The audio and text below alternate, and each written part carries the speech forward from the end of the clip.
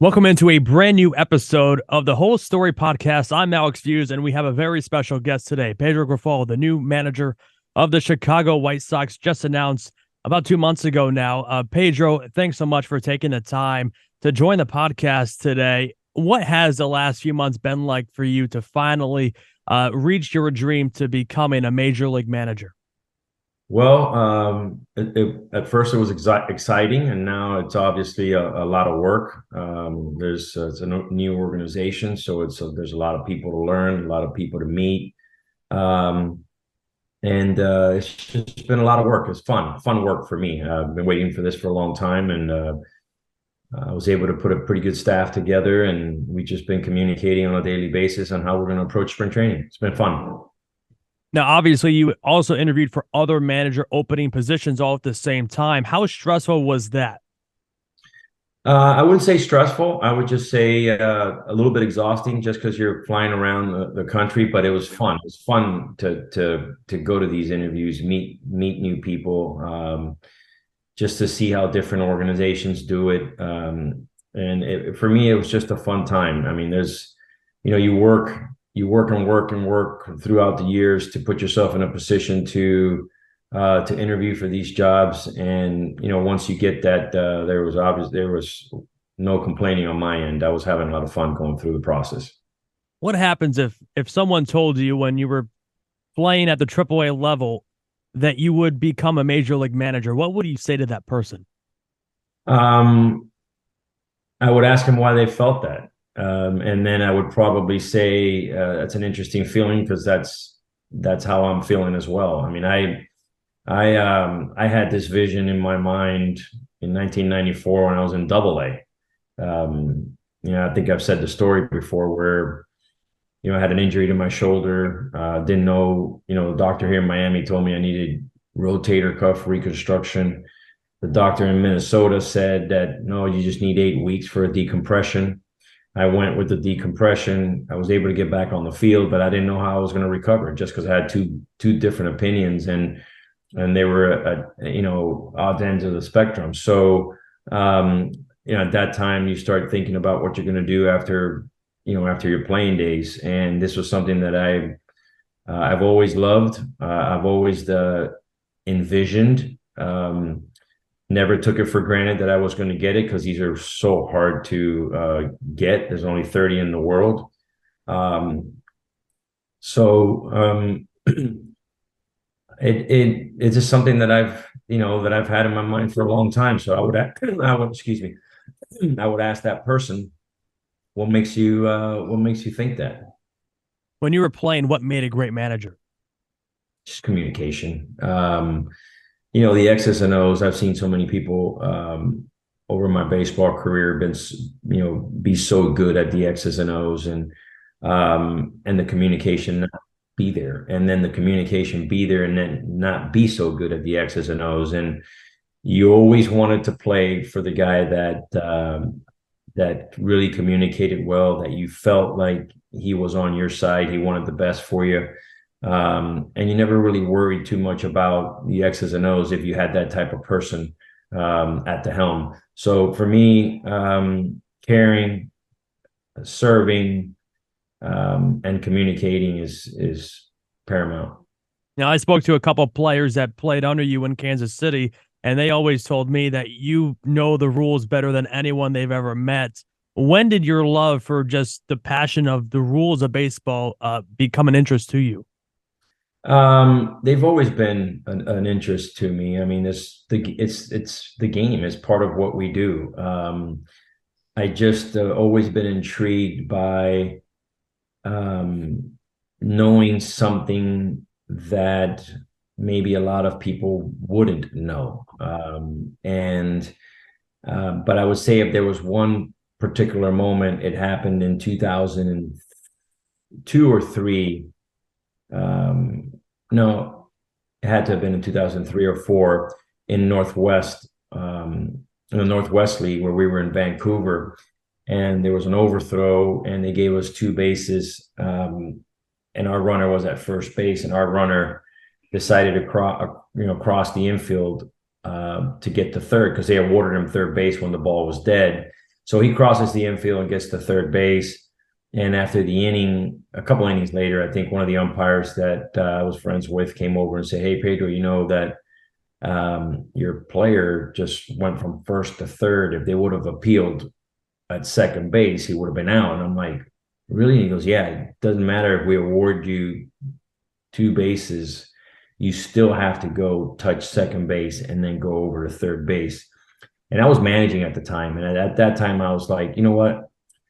I need to bear down on this stuff just because I don't want to be embarrassed like that. And there's so many rules in the game that it to be good at it, it's got to be kind of a all hands on deck type of thing. But at that particular time, I'm like, you know what, I'm gonna read this book over and over again. And luckily for baseball right now, not every team uses it, but there is a guy that you can contract that sends you emails and stuff that and sends you, this is the play, this is what happened, this is what I would do, these are the rules, and I've over the years I've developed a folder that I got probably 500, 600 rules there that I've kind of researched through this guy. So it was pretty cool. It was pretty cool. I'm in love with the rule book. I know a lot of it, but still in real time, it's tough to remember some of it. Now, there's new rules coming this upcoming season, the shift being banned, the pitch clock, the larger bases. How much of those will we see as a fan potentially shift and change the game? All of them. All of these rules are going to impact the game.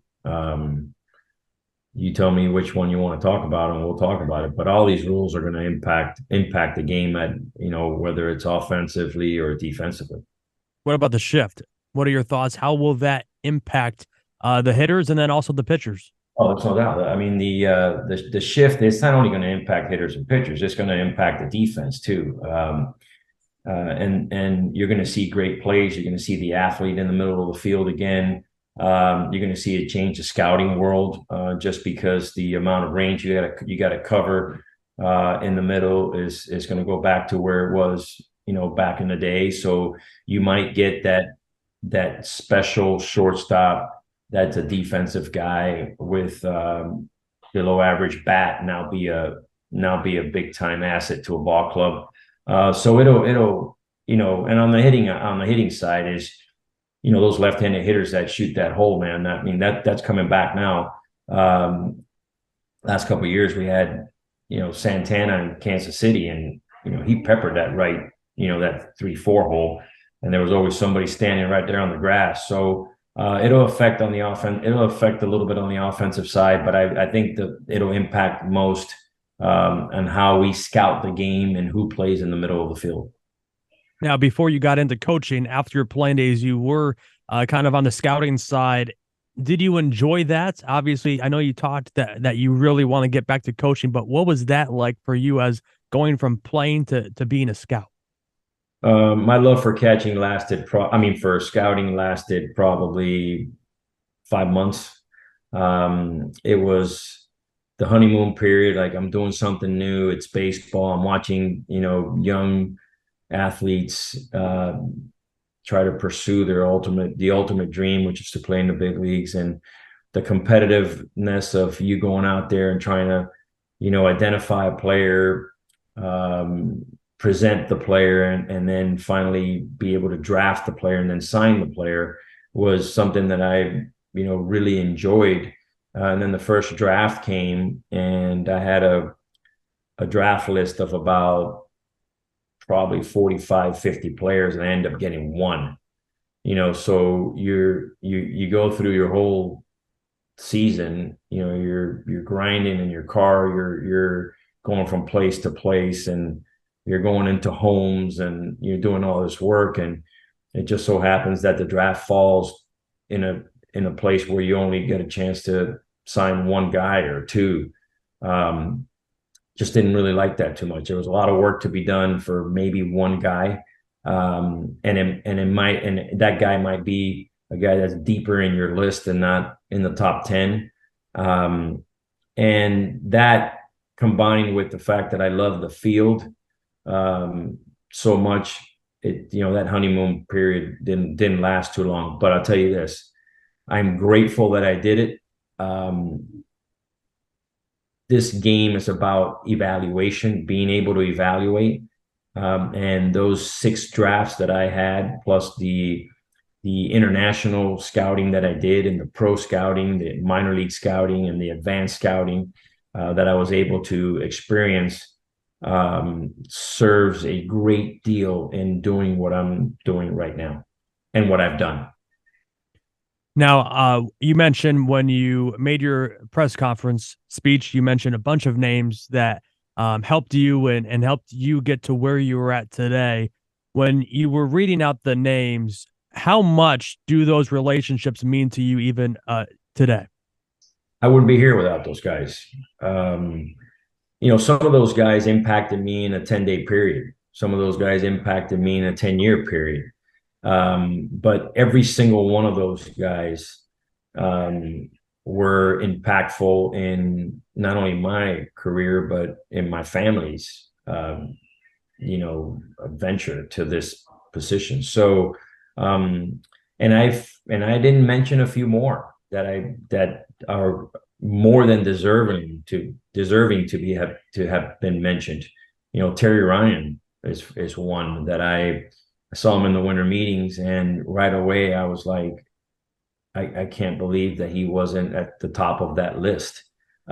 Just because, he was the one that drafted me. He was a scouting director. And when I left to Cape Cod to go play, because I was like, you know what, I'm not going to sign for this amount. He got tough with me and kind of let me have it. And that, you know what, it's time to go. And somebody that I respected throughout the years on how he did the job and how honest he was and how upfront he was with players. And that's somebody that I admired for a long, long time. Like, that's how I want to be. If I'm ever in a position, in this game like he is, that's exactly how I want to be, because I respected him just, for being so honest and caring. But I mean, he flat out tell you what it is. And I admired it and respected it. So all those guys played a big part in my development and in our family's, like I said, road to where we're at. You mentioned Cape Cod, and you played in that league as well during your college years. How fun was that?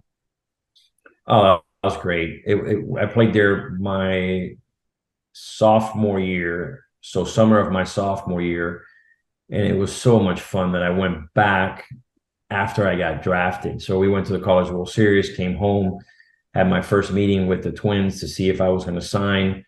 We were pretty far apart, and I just got in the car with my buddy and drove to Brewster and played in Brewster for about 3 weeks. And that's when Terry Ryan called me and said, it's time to go. It's time to go play. And then I, got on a plane and left to Elizabethton, Tennessee that year, and then ended up in AA. But Brewster was just awesome. I love that league. I love what it's about. I love that you get it. At the time, that was the only wood bat league. So it was really good that you get a feel for the wooden bat and a feel for the game the way it was supposed to be played. And you played every day, which was also awesome. You live with host families, you get a chance to meet new people. So it was just a great experience. Now, I want to ask you this. Probably around May or June, you were rumored to be one of the finalists for the FSU opening job, and then you withdrew your name for consideration for that. Why did you do that? Why did I withdraw my name? Yes. There's a couple of reasons. It wasn't my calling. And I really didn't know that. I'm a extremely faith-based, and we were in California, and we changed hotels this year. We were playing the Angels, and we stayed in Huntington Beach this year. So it was a nice boardwalk there. I get up every morning for the 3 days that we were there, and 7 o'clock in the morning, I was on that boardwalk walking for 2-3 hours. trying to quiet it down and listen to the man upstairs and like, what is it that you're telling me here? And after those 3 days, it was pretty evident that that just wasn't for me. It wasn't for me, and that was and it wasn't for our family to just to be in Tallahassee and leave this dream that we all had together, to manage in the big leagues. Now, at the time, it was a huge risk because, like I said, it's one of 30. So you have an opportunity to go to Florida State, great program. Probably, if you get the job, probably finish up there your career and maybe live there for the rest of your life, or maybe finish there and come back down here to Miami, or whatever the case may be.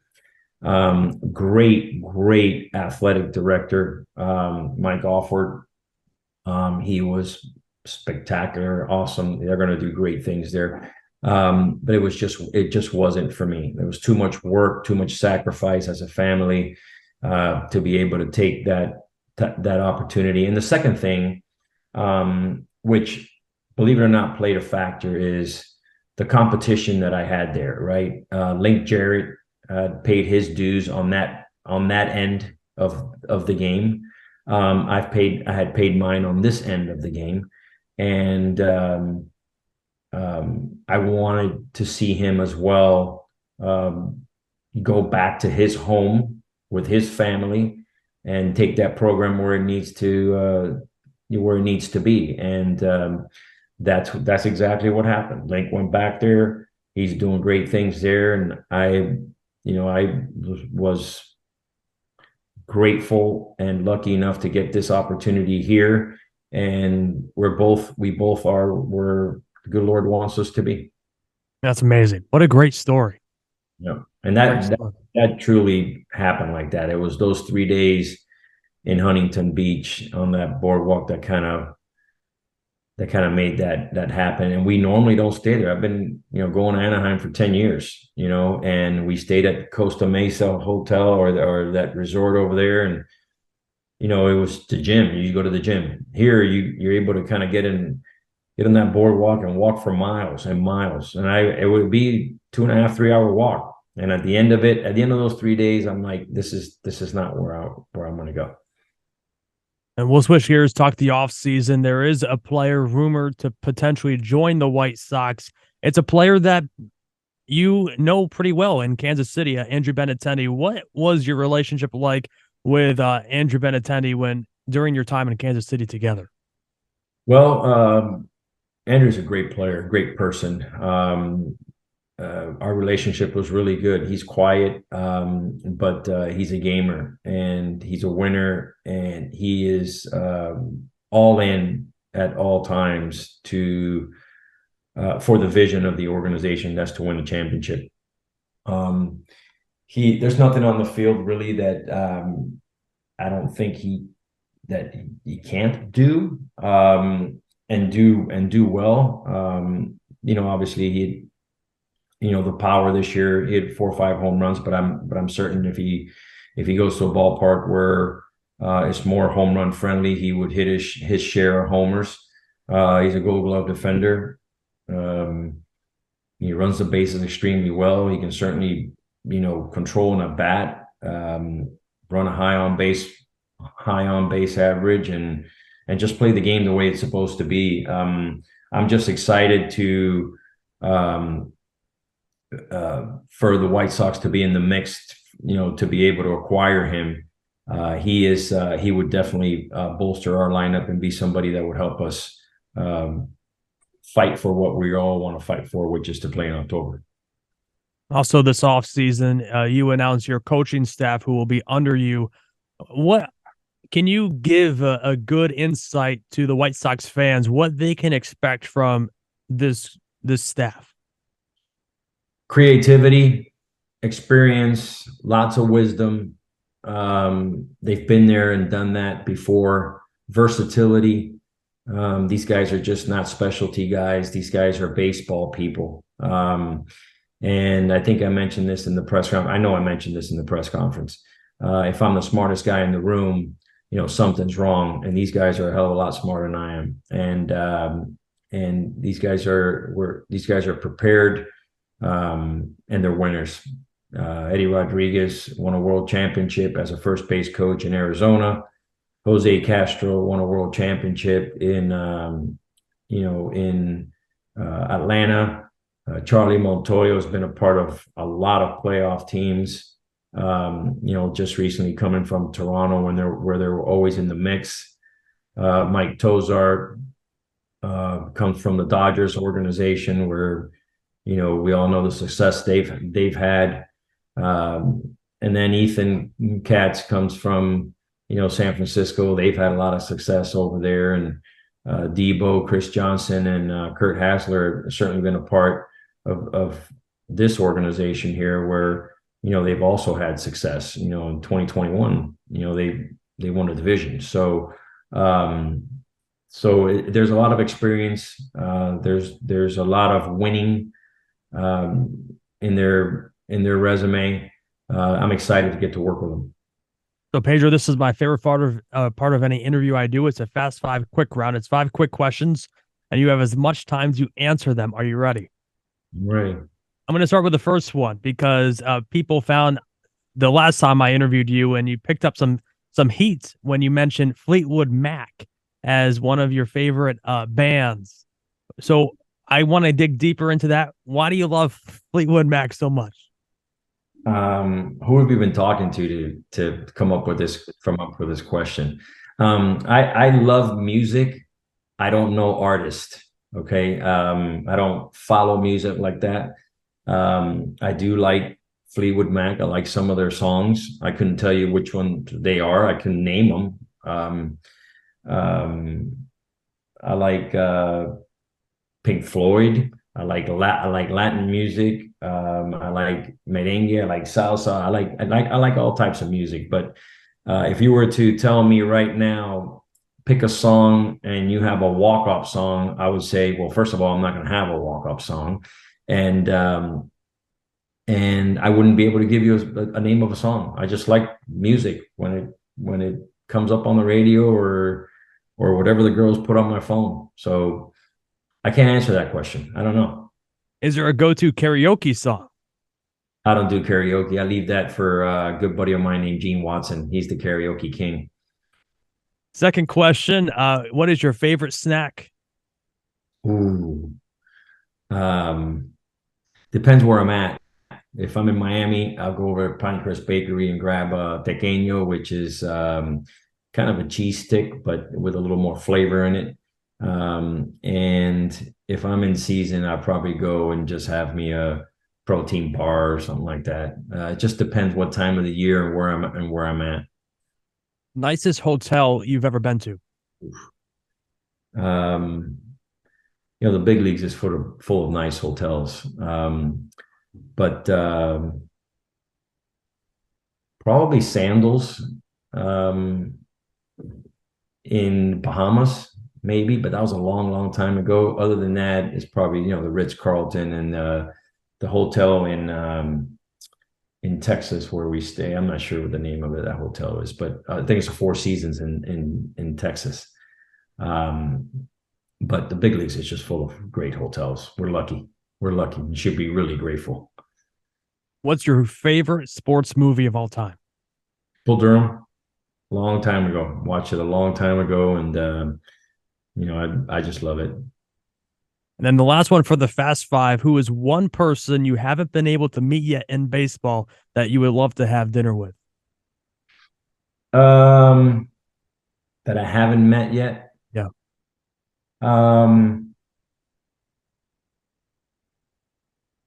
That's a good question. There are a lot of celebrities out there, guys that have done great things in the game that I would love to meet. But now that I'm in Chicago, Carlton Fisk would be somebody that I would love to meet. I was a catcher growing up. I've met Johnny Bench, so that would be one guy that I would love to go to dinner with. But I've met him. So growing up, it was Johnny Bench. It was Carlton Fisk. It was, Tony Pena, and it was these guys. But now that I'm in Chicago, Carlton Fisk will be a good one. And Pedro, the last question I have for you on the podcast: if a White Sox fan walked up to you right now and said, "Who are you as a manager?" what would you say to them? Pedro Grifol. What a good answer. Yep. What a good answer. But Pedro, I want to say thanks so much for coming on the podcast today. You're one of the best, and I can't wait to see all the success that you have in Chicago. I appreciate that. Thanks for having me.